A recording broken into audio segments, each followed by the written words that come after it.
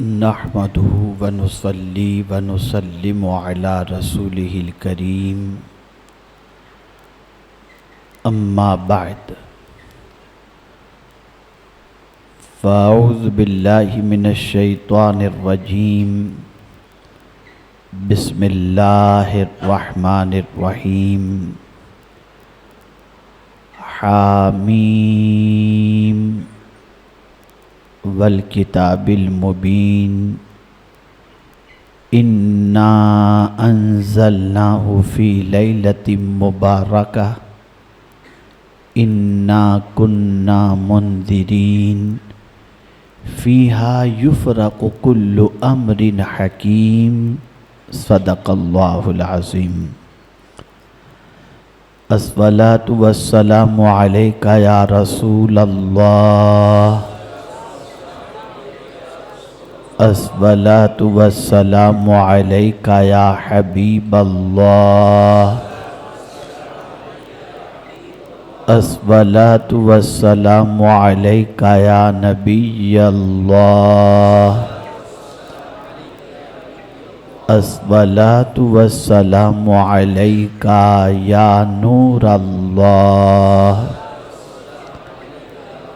وعلی آلک واصحابک یا حبیب اللہ،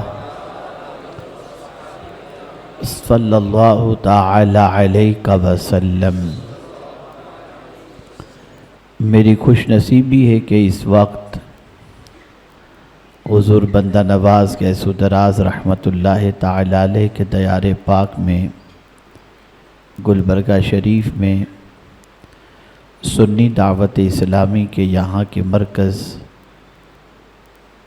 مسجد امام اعظم میں مجھے کچھ لب کشائی کی سعادت حاصل ہو رہی ہے۔ وقت بہت کم ہے، سفر طویل تھا، 5-10 منٹ میں کچھ مفید باتیں آپ کی سماعتوں کے حوالے کروں تاکہ ان باتوں پر عمل کرنے کے بعد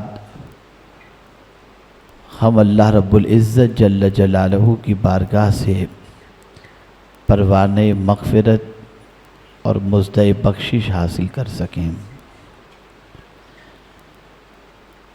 اللہ رب العزت جل جلالہ نے چند راتیں ایسی بنائی ہیں کہ ان راتوں کی عظمت آقا کریم صلی اللہ علیہ وسلم نے مختلف پیرائے میں بیان فرمائی۔ آپ میں سے ہر کوئی شخص کسی نہ کسی مسئلے کے سلسلے میں اللہ کی بارگاہ میں دعا کرتا ہے۔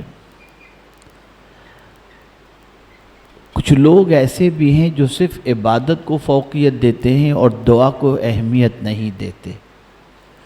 آپ دیکھتے ہوں کہ بعض مساجد میں چلے جائیے آپ تو وہاں سلام پھیرے اور سیدھے اٹھ کے نکل گئے،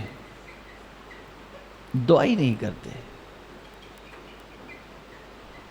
جبکہ آقا کریم صلی اللہ علیہ وسلم کے 2 ارشادات ہیں۔ ایک ارشاد تو یہ ہے کہ الدعاء مخ العبادہ، دعا عبادت کا مغز ہے، اور ایک مقام پر رحمت عالم صلی اللہ علیہ وسلم فرماتے الدعاء هو العبادہ، کہ دعا ہی عبادت ہے۔ دعا کیا ہے؟ مانگنا ہے، لیکن کتنا فرق ہے۔ کسی انسان سے دوستی خراب کرنی ہو تو اس سے کچھ مانگ لو، زندگی بھر کی دوستی خراب ہو جائے گی۔ لیکن اے میرے کریم تیری عظمتوں پر قربان کہ تو نے مانگنا ہی عبادت بتایا کہ میرے بندے تم مجھ سے مانگ، تو نہیں مانگے گا تو میں ناراض ہو جاؤں گا، اور بندے کے پاس اس سے ہی مانگنے کے لیے وقت نہیں ہے۔ 5 راتیں ایسی ہیں کہ آقا کریم صلی اللہ علیہ وسلم نے ارشاد فرمایا ان راتوں میں اللہ دعاؤں کو قبول فرماتا ہے۔ یعنی ایک مخصوص بتایا گیا ایسا نہیں کہ دوسری راتوں میں قبول نہیں کرتا اگر کوئی دعا مانگتا ہو تو، لیکن چونکہ ان راتوں کی اہمیت کچھ ایسی ہے کہ ان راتوں کے انعام کے طور پر پروردگار جل جلالہ ان راتوں کی دعاؤں کو قبول فرماتا ہے، جس میں سے ایک گزر چکی، بلکہ 2 گزر چکی۔ رجب کی پہلی رات، اس رات کو بھی اللہ دعا قبول فرماتا ہے۔ شب جمعہ، اس میں بھی اللہ دعاؤں کو قبول فرماتا ہے، ہر شب جمعہ کو۔ اور تیسری رات ہے شب برات، اس میں بھی اللہ دعاؤں کو قبول فرماتا ہے۔ اور عیدین کی دونوں راتیں، یعنی صبح عید و اس کے پہلے کی جو رات ہے، وہ ان دونوں راتوں میں بھی اللہ دعاؤں کو قبول فرماتا ہے۔ اس وقت اس کی رحمت جوش میں ہوتی ہے، ان راتوں میں اس کی رحمت جوش میں ہوتی ہے۔ کبھی ہوتا ہے نا، خود حضور صلی اللہ علیہ وسلم کے حوالے سے فرمایا گیا، یوں تو رسول اعظم صلی اللہ علیہ وسلم سخی تھے، لیکن رمضان میں سخاوت بہت بڑھ جاتی تھی۔ تو کبھی کبھی ہوتا ہے، تو یوں تو اللہ کی رحمت ہمیشہ برستی ہے، لیکن کچھ ایام، کچھ راتیں ایسی ہیں جس میں اللہ کی رحمت بے پناہ برستی رہتی ہے۔ تو اسی طرح سے دعاؤں کے لیے اللہ نے شب برات کے بارے میں فرمایا۔ اور سب سے اہم چیز اسے شب برات، نجات کی رات کہا جاتا ہے، کہ اس رات پروردگار بنی کلب کی بکریوں کے بالوں کی تعداد کے برابر یا اس سے زیادہ اپنے بندوں کو معاف فرما دیتا ہے۔ اور معافی کتنی بڑی چیز ہے آپ جانتے ہیں، کتنی بڑی چیز ہے۔ اگر میں اس کے بارے میں صرف گفتگو کروں تو اسی کے لیے پوری 1-1.5 گھنٹے کی تقریر ہو سکتی ہے۔ جتنے بھی انبیاء ہیں، انہوں نے اللہ کی بارگاہ میں سب سے پہلے مغفرت کی دعا کی۔ ربنا اغفر لی ولوالدی، حضرت ابراہیم علیہ السلام کی دعا۔ اولیاء کی دعا، ربنا اغفر لنا ولاخواننا الذین سبقونا بالایمان۔ اور خود حضور صلی اللہ علیہ وسلم سے رب نے فرمایا، وَقُلْ رَبِّ اغْفِرْ وَارْحَمْ وَأَنْتَ خَيْرُ الرَّاحِمِينَ۔ اے میرے محبوب آپ کہیں، اے میرے رب بخش دے، رحم فرما، اور سارے رحم کرنے والوں میں تو سب سے زیادہ رحم کرنے والا ہے۔ تو مغفرت بہت بڑی چیز ہے، بہت بڑی چیز ہے۔ تو اس رات یعنی شب برات اللہ اپنے بندوں کی مغفرت فرماتا ہے، اپنے بندوں کو بخش دیتا ہے، اس کے گناہوں کو معاف کر دیتا ہے۔ اور بخشش یہ اللہ کی طرف سے بہت بڑا انعام ہے، اس لیے استاذ زمن کہتے ہیں، بے سبب بخش دے نہ پوچھ عمل، نام غفار ہے تیرا یا رب۔ اور یہاں تک کہ مغفرت کی دعا امت کے لیے مانگنے کا حکم بھی اللہ نے اپنے محبوب صلی اللہ علیہ وسلم کو عطا فرمایا، وَاسْتَغْفِرْ لِلْمُؤْمِنِينَ وَالْمُؤْمِنَاتِ۔ اس سے آپ اندازہ لگا سکتے ہیں کہ مغفرت، بخشش کتنی بڑی چیز ہے۔ لیکن شب برات کے حوالے سے اللہ کے رسول صلی اللہ تعالی علیہ وسلم ارشاد فرماتے ہیں، بنی کلب کی بکریوں کے بالوں کی تعداد کے برابر یا اس سے زیادہ اللہ اپنے بندوں کی مغفرت فرماتا ہے، لیکن کچھ بندے ایسے ہیں جن کی مغفرت اس رات کو بھی نہیں ہوتی۔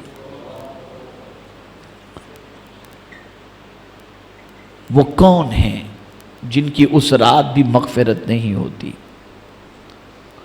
مختلف احادیث کے اندر مختلف تعداد بتائی گئی ہے، لیکن 2 چیزوں کا ذکر حدیث شریف کے اندر تقریباً ملتا ہے۔ ایک مشرک کے بارے میں کہ اللہ تعالیٰ اسے معاف نہیں فرماتا، اور دوسرا اس مومن کو معاف نہیں فرماتا جو دو مومن آپس میں ایک دوسرے کے لیے سینے میں کینہ رکھتے ہوں. سرکار فرماتے، اللہ فرماتے ان کو ان کے حال پہ چھوڑ دو.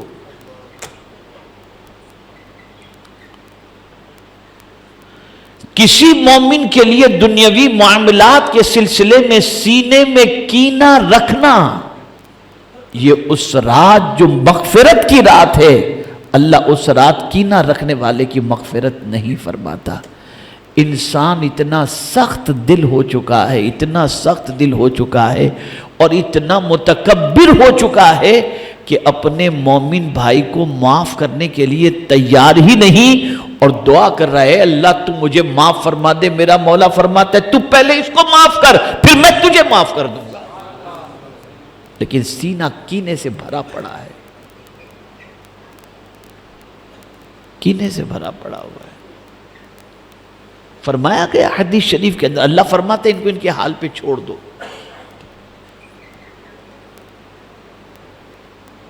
اعلیٰ حضرت عظیم البرکت امام عشق و محبت کے حوالے سے حضور صدر الشریعہ علیہ الرحمہ ارشاد فرماتے ہیں کہ 14 شعبان سے پہلے اعلیٰ حضرت عظیم البرکت اپنے گھر پر مسلمانوں کو بلاتے اور فرماتے شب برات سے پہلے گلے مل لو، تم ایک دوسرے کو معاف کرو، خدا تم کو معاف فرما دے گا.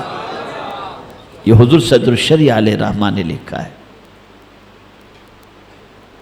آپ نہیں جانتے کہ مغفرت سے اگر کوئی بندہ بچ گیا، یعنی اگر کسی کی مغفرت نہیں ہوئی تو مارا گیا وہ. پھر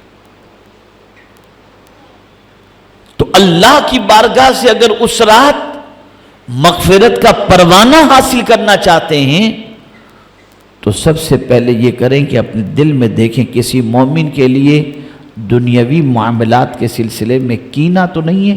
اگر کینہ ہے تو پہلے صاف کرو، جا کے ملو، بھائی میں نے تجھے معاف کیا تو مجھے معاف کر، اور ایک دوسرے معافی تلافی کر لو تاکہ سینہ کینے سے پاک ہو جائے تو مولا عز و جل مغفرت کا پروانہ عطا فرمائے.